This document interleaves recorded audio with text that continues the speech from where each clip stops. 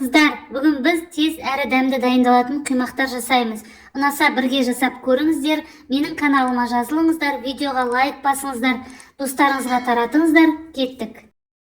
3 жұмыртқаға 3 ас қасық шекер, шай қасықтың ұшымен тұз салып, ерігенше араластырамыз.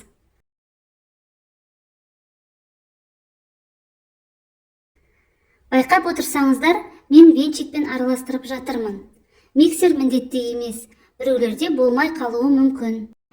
Әрі қарай 200 грамм сүт, 200 грамм ыстық суды қосып араластырамыз.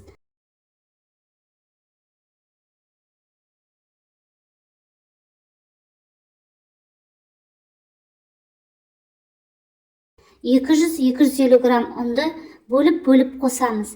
Себебі ұнның барлығын бір салсаңыз, комочек болып қалуы мүмкін.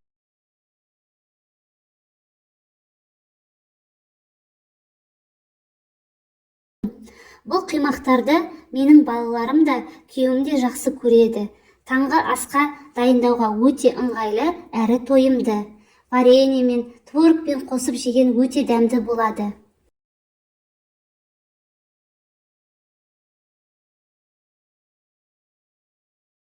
Ұнды араластырып болған соң, 2 ас қасық сұйық май қосамыз.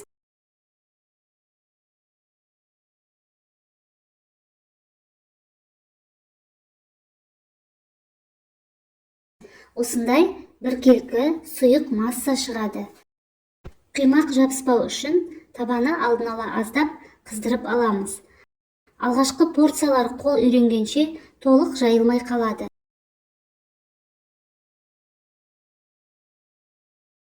Міне осындай дәмді, әдемі дөңгелек құймақ шығуы керек.